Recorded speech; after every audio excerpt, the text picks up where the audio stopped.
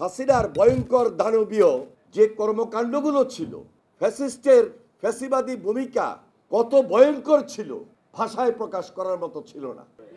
আমরা পিছপা হই নাই। আমরা শেখ হাসিনার রক্তচক্ষুকে উপেক্ষা করে তার পতন আন্দোলনে সারা দেশব্যাপী এক এবং ঐক্যবদ্ধ ছিলাম। আমাদেরকে দেশ গড়তেই হবে। আমরা জানি বাধা আসবে, বিপত্তি আসবে, আঘাত আসবে, ষড়যন্ত্র হবে।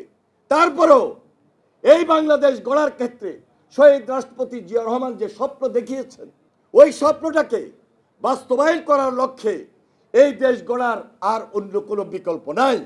কোনোভাবেই একটি নির্বাচনকে কোনো অবস্থাতে ব্যাঘাত করতে বাংলাদেশ জাতীয়তাবাদী দল দিবে না ইনশাআল্লাহ। যে কর্মীরা রাতে হাঁটু পানিতে দাঁড়িয়ে জীবন অতিবাহিত করেছে, যে কর্মীরা হারুনের অত্যাচার সহ্য করেছে, যে কর্মীরা আয়নাঘরে থেকে জীবন বিসর্জন দেওয়ার চেষ্টা করেছিলেন হাসিনা, তারা এখনো জীবিত।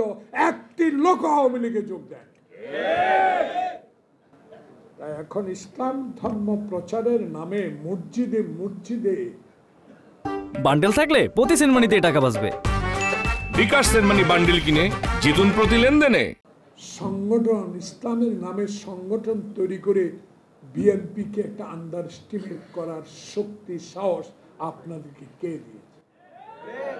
আমাদের নেতা শহীদ জিয়া, আমাদের নেত্রী বেগম খালেদা জিয়া, আমাদের আগামীর নেতা তারেক রহমান।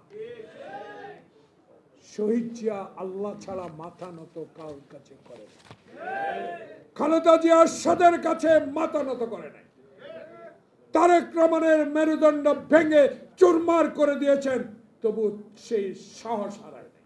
আমাদের কিন্তু মহান আল্লাহ তাআলার প্রতি আস্থা রাখতে হবে, ধৈর্য রাখতে হবে এবং ইসলামের যে শিক্ষা, সেই ইসলামের শিক্ষার প্রতি আমাদের সম্মান জানাতে হবে। এবং আমাদের দেশনেত্রী বেগম খালেদা জিয়াও কিন্তু একই আদর্শে বিশ্বাসী। আপনারা জানেন, তাকে যখন 5ই আগস্টের পরে বিভিন্ন প্রশ্ন করা হয়েছিল, তিনি কি উত্তর দিয়েছিলেন? তিনি একটি উত্তর দিয়েছিলেন যে মহান আল্লাহ তাআলার আমি বিশ্বাস করি, যা কিছু সিদ্ধান্ত তিনি দেবেন, আমার কিছু বলার প্রয়োজন নেই। বাংলাদেশি জাতীয়তাবাদ সৃষ্টির মূল উদ্দেশ্য ছিল বাংলাদেশ এমন একটি রাষ্ট্র ব্যবস্থায় পরিচালিত হবে, সেখানে প্রতিটি মানুষ তার নিজ নিজ ধর্ম, বর্ণ, গোত্র নির্বিশেষে তারা এখানে বাংলাদেশের নাগরিক হিসাবে, বাংলাদেশি হিসাবে বসবাস। এই কথাগুলো আজকে আমাদের জাতীয় ওলামা দলের প্রতিটি মানুষের স্মরণ রাখতে